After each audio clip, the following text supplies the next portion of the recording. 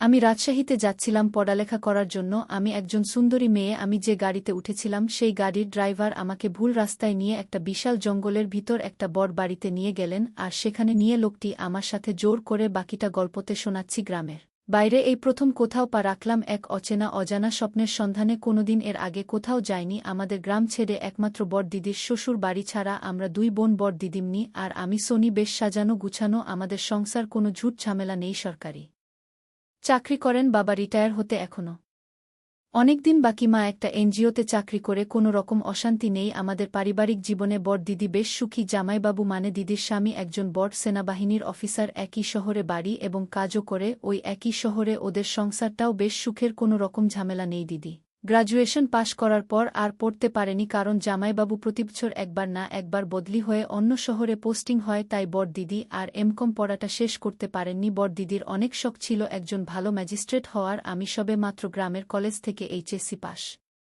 করেছি আর পাশাপাশি সিআইডি অফিসারের চাকরি করছি। আমার সব বড় দিদির মতো ম্যাজিস্ট্রেট হওয়া, আর তাই রাজশাহী বিশ্ববিদ্যালয় ভর্তি হওয়ার সুযোগ পেলাম। তাই রাজশাহীতে প্রথমবারের মতো গ্রাম ছাড়ছি। মা একটু মন খারাপ করেছিল, কিন্তু উচ্চশিক্ষার কথা চিন্তা করে আর কিছু বলেন নাই। বাবা সবসময় আমাকে সাপোর্ট দিত, তাই আমার তেমন একটা অসুবিধা হয় নাই রাজশাহী যেতে। তাছাড়া জামাইবাবু হলেন অফিসার, আগে থেকেই রাজশাহীতে সবকিছু ঠিকঠাক করে রেখেছেন। যদিও রাজশাহীতে প্রথম মামার বাড়িতে ওঠার কথা ছিল, কিন্তু পরে সেটা আর হয়ে ওঠেনি, কারণ জামাইবাবুর এক কাছের ছেলে বন্ধু ছিলেন সরকারি দলের ছাত্রনেতা, তাই আমার হোস্টেল পেতে খুব একটা অসুবিধা হয় নাই। তাই মামার বাড়িতে না উঠে সোজা হোস্টেল এগিয়ে উঠব। এমনিতে মামার সঙ্গে মার আবার খুব একটা ভালো সম্পর্ক নাই, কারণ আমার বাবা ছিলেন একজন গরিব ঘরের ছেলে। কেন আমার মা আমার বাবাকে বিয়ে করলেন অনেকটা বাংলা সিনেমার মতো, গরিব হলে যত দোষ হয় আর কি। যথাসময়ে বাড়ি থেকে রওয়ানা দিলাম বাস টার্মিনাল এর উদ্দেশ্যে। মাকে এবং বাবাকে পা ধরে নমস্কার করে দিদির সঙ্গে একটু কথা বলে জামাইবাবু আমাকে বাস টার্মিনালে নামিয়ে দিয়ে উনি চলে গেলেন একটা জরুরি কাজের উদ্দেশ্যে। বাস ছাড়াল ঠিক রাত 12টা, তাই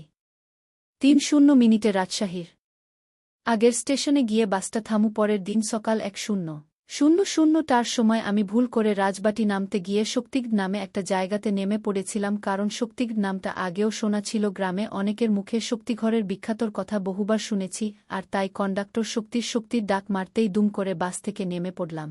আর সেখানটাতেই আমি আমার জীবনের সবচেয়ে ভুলটা করেছিলাম। আমি ঠিক বুঝতে পারছিলাম না কি করব। সঙ্গে বিশাল 2টা লাগেজ, মোবাইল ফোনের ব্যাটারিও শেষ, কাউকে যে ফোন করে সাহায্য চাইব সেই উপায়টুকু নেই। এদিকে সময়ও গড়িয়ে পার হয়ে প্রায় দুপুর 2টা বেজে গেল। আমি কি করব ঠিক বুঝে উঠতে পারছিলাম না। আমাকে এভাবে রাস্তার পাশে বিশাল 2 লাগেজ নিয়ে দাঁড়িয়ে থাকতে দেখে এক লম্বা মতো সুশ্রী যুবক এসে সাহায্য করতে চাই।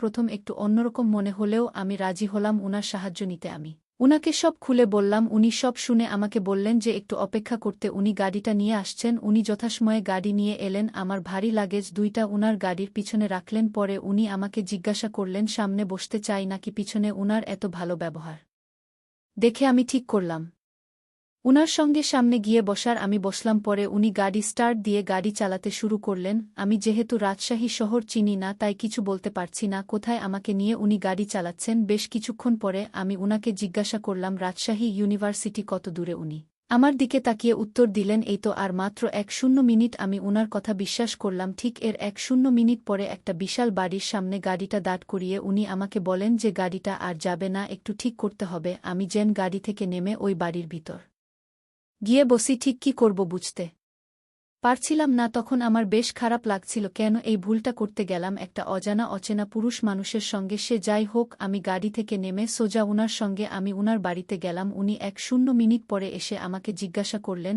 আমি কিছু খাব কিনা। আমি উনাকে বিনীতভাবে উত্তর দিলাম না, কারণ আমি একটু ভয় পেতে শুরু করেছিলাম। উনি তখন দরজাটা বন্ধ করে দিলেন আর আমার দিকে আস্তে আস্তে এগিয়ে আসলেন। আমি কোনো রকম উনাকে জিজ্ঞাসা করলাম। আমি ওনাকে জিজ্ঞেস করলাম আপনি দরজা বন্ধ করলেন কেন। উনি কোনো রকম অভিনয় না করে সোজা আমাকে বলেন আমার তোমার সাথে অনেক কথা আছে, অনেক প্রয়োজন আছে। আমি আপনাকে না জানি না, আপনি আমার সাথে কি কথা বলবেন, আর আপনি আমাকে এখানে কেন নিয়ে আসলেন। উনি বললেন একটু পর বুঝতে পারবে আমি তোমাকে কেন এখানে নিয়ে আসলাম। আমি কোনো কুল কিনারা না দেখে ভয়ের অভিনয় করে কাঁদতে শুরু করে দিলাম। তখন উনি আমার কাছে এসে বলেন যে ভয় পাবার কিছু নাই, আমি এমন কিছু করব না যাতে তোমার ভয় হয়, আর আজ যদি তুমি আমার কথা না রাখো তাহলে তুমি এখান থেকে যেতে পারবে না। আমি তার মুখে এই কথা শুনে আশ্চর্য হলাম আর আমি কান্নার অভিনয় শুরু করে দিলাম। আমাকে তিনি বললেন এই তুমি এভাবে কান্না করছো কেন? আমার একটা ছোট্ট কথা রাখো, আমি সকালে তোমাকে রাজশাহীতে বেচে দিব, আর যদি তুমি আমার কথা না রাখো তাহলে তোমার অনেক বিপদ হবে। আমি বললাম, আপনার কি কথা? উনি বললেন, তোমার বিয়ে হয়েছে। আমি বললাম, না, আমার বিয়ের কথা আপনি জিজ্ঞেস করলেন কেন? উনি বললেন, তোমার যদি বিয়ে হতো তাহলে তোমার স্বামীর সাথে কি করতে? আমি তার কথা শুনে বললাম, কি আর করতাম আপনিই বলুন, বোকা মেয়ে, বিয়ের পর স্বামীর সকল কথা রাখতে হয়। লোকটার কথা শুনে আমার মনে হচ্ছিল তার গালে দুইটা জোরে থাপ্পড় মেরে দেই, কিন্তু আমি তো এখন অসহায়, আমার পাশে কেউ নাই। আমি যদি এখন ওনার সাথে খারাপ ব্যবহার করি তাহলে ওনার ঠিক উদ্দেশ্যটা আমি বুঝতে পারবো না। উনি আমাকে জিজ্ঞেস করলেন, কি ভাবছো? আমার কথা কি তোমার কানে যায় না? আমি বললাম, আমি খুব অসুস্থ, সারাদিন গাড়ি করে আসলাম, এখন আমার শরীর অনেক ক্লান্ত। ঠিক আছে, আপনার কথা আমি বুঝতে পারছি, আমি রাখব আপনার কথা, কিন্তু আজ নয়, আজ আমি অনেক ক্লান্ত। লোকটি বলল, তাহলে কাল কিন্তু তুমি যেতে পারবেন না, কাল তোমার এখানেই থাকতে হবে, আর তারপর দিন আমি আপনাকে রাজশাহীতে পৌঁছে দিব। আমি তাকে মিথ্যা সান্ত্বনা দিয়ে বললাম, ঠিক আছে, আমি কাল আপনার কথা রাখবা। আমার মনে মনে প্ল্যান তৈরি হলো, কাল যে করে হোক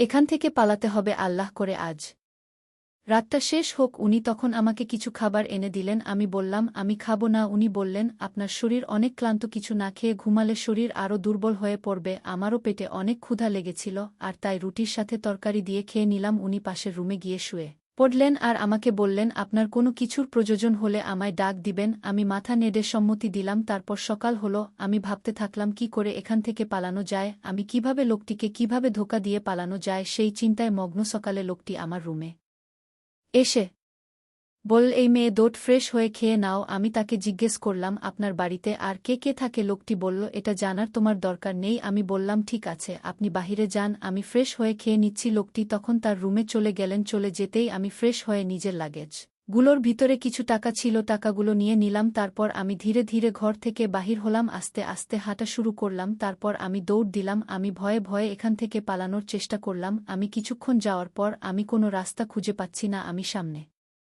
গিয়ে দেখলাম বিশাল বড় একটা গেট, আর সেই গেট বাহির থেকে তালা লাগানো। আমি এখন কি করব?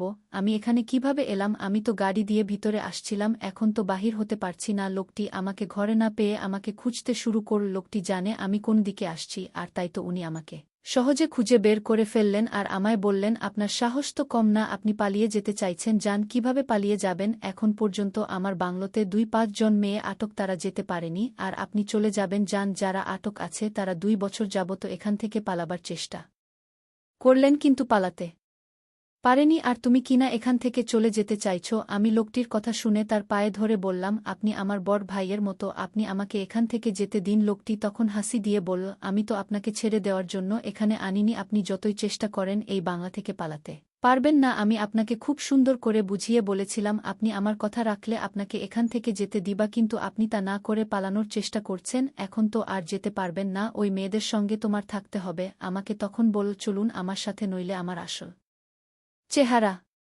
সম্পর্কে আপনার ধারণা নেই, তাই আপনাকে ভালো করে বলছি, আপনি আমার সাথে চলুন। আমি কোনো উপায় না পেয়ে আমি তার সাথে গেলাম। তখন তিনি আমায় একটা রুমে নিয়ে গেলেন। আমি রুমের ভিতরের দৃশ্যটা দেখেই আমার দম বন্ধ হয়ে আসছিল, কারণ ওইখানে আরও ২-৫টা মেয়েকে দেখতে পেলাম। আমি তাকে জিজ্ঞেস করলাম, এখানে এত মেয়ে কেন? উনি বললেন, ওনারা এখানে চাকরি করেন। আমি বললাম, এখানে আবার কিসের চাকরি? আপনি সত্যি করে বলেন, ওদেরকে কেন আপনি আটকিয়ে রাখছেন, এখান থেকে যেতে দিচ্ছেন না? লোকটি তখন আমাকে ভয় দেখিয়ে বলল, একদম চুপ, সেই জবাব কি তোকে দিতে হবে?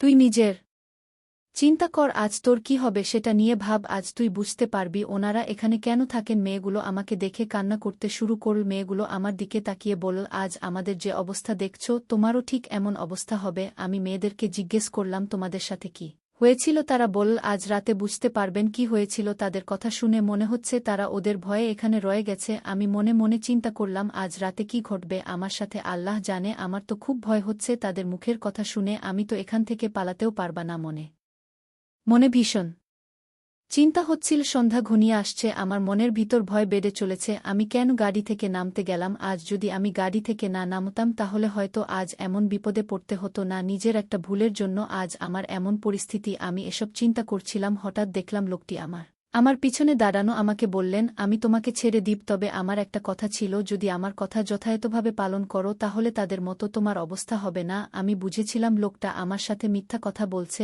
আমি অসহায় অভিনয় করে বললাম, সত্যি আমাকে এখান থেকে যেতে দিবেন? যদি আমাকে ছেড়ে দেন তাহলে আপনার প্রতি আমি সারা জীবন কৃতজ্ঞ থাকিব। লোকটি বলল, এখন রুমে আসো। আমি রুমে যেতেই লোকটি দরজাটা বন্ধ করে দিল। আমি বললাম, দরজা বন্ধ করলেন কেন? লোকটি বলল, রাতে কি কেউ দরজা খুলে রেখে ঘুমায় নাকি চোর এসে ঘরের জিনিসপত্র সব নিয়ে যাবে? আমি বললাম, তাহলে আপনি রুম থেকে বের হন। উনি বলল, আমি তো রুম থেকে বের হওয়ার জন্য রুমে আছিনি। আমি লোকটিকে বললাম, আপনি আমায় দয়া করুন, আপনি এখনই রুম থেকে বের হন। লোকটি তখন আমায় বলল, আর একটা কথা বলবি না, একদম চুপচাপ থাকবি, আর আমি এখন যা বলবো তা পালন করবি। আমি লোকটিকে ধমক দিয়ে বললাম, এই তুই আমায় চিনিস? আমি কে? লোকটি বলল, তোকে চিনে আমার দরকার নাই। আমি এখন যা বলবো তা যদি না শুনিস তাহলে এখনই বুঝতে পারবি তোর কি অবস্থা হবে। আমি লোকটি বললাম, শয়তান, তোর চিন্তা কর, তোর অবস্থা এখন কি হবে। আমি আমার পকেট থেকে আমার কার্ডটি বের করে দেখালাম। সে আমার কার্ড দেখে চমকে উঠল। তুই হয়তো চিনিস না আমি কে। আমার পরিচয়, আমি একজন সিআইডি অফিসার। আমি দিন এখানে যা করেছি, গাড়ি থেকে শুরু করে এই পর্যন্ত সব আমার অভিনয়। আমি তোর আসল রহস্য খুঁজে বের করার জন্য তোর সাথে নাটক করেছি। লোকটি আমার কথা শুনে বলল, আম্মা, আমায় মাফ করে দেন, আমার কোনো দোষ নেই। ওই রুমে যে মেয়েগুলো বন্দি দেখলেন তা আমি করিনি, আমার বস করেছে। সে প্রতিমাসে মেয়েদের পাচার করে। আমি লোকটিকে বললাম, তোর বসকে আসতে বল। লোকটি তার বসকে আসতে বলল। তার বস আসতে তাকে আমি হাতড়া পুড়িয়ে জেলে নিয়ে গেলাম, আর বন্দি মেয়েদেরকে তাদের বাবা মায়ের কাছে যেতে দিলাম। বন্ধুরা, আজকের গল্পটি কেমন লাগলো তা অবশ্যই কমেন্ট করে জানাবেন। আর হ্যাঁ বন্ধুরা, এরকম নতুন নতুন গল্প পেতে আমার চ্যানেলটিকে সাবস্ক্রাইব করে পাশে থাকবেন। ধন্যবাদ।